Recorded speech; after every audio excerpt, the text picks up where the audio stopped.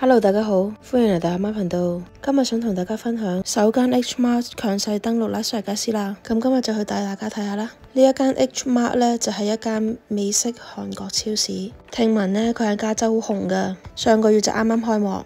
我都係第一次嚟咋，所以帶大家開箱一下喺拉斯維加斯 H Mart 係點噶啦。一入到去呢，就好多人啦，已經一入門口呢，你見到呢，就係啲鑊啊同埋啲精品。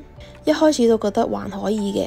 等我再睇下個價格，哇！真係嚇咗一跳啊！雖然話對比起加州可能唔係咁誇張，但係拉斯維加斯啊真係貴啊！啲精品啊、面膜啊都要10蚊起跳，啲鑊啊唔使講啦，40蚊起跳啊！不過睇到個 quality 都可以。最誇張嘅係蔬果類，好似佢哋韓國牌子嘅雪梨，竟然賣到29蚊啊！而本地牌子嘅水果呢，就同普通 Sam's Club 啊、Walmart 佢哋差唔多。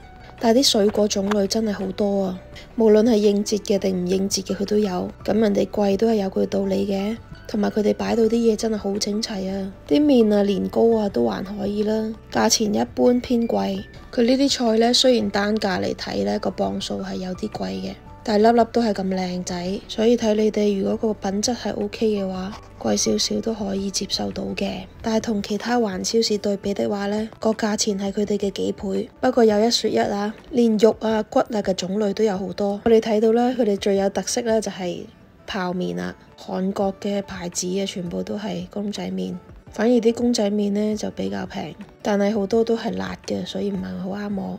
韓國牌子嘅米15磅10蚊起跳一袋，呢啲就係醃好晒嘅肉，單價比較貴，但係勝在方便啊嘛。呢間嘢都好大，但係有啲逼夾，好多人啊。同埋最大嘅特色就係呢，佢有個 food hall，買完嘢就可以去食嘢啦。佢呢邊呢就係海鮮類，佢啲魚啊同海鮮啊真係好多種類啊，仲有啲魚生啊已經切好晒一 pack pack，不過一盒咁嘅嘢都要20幾30蚊啊。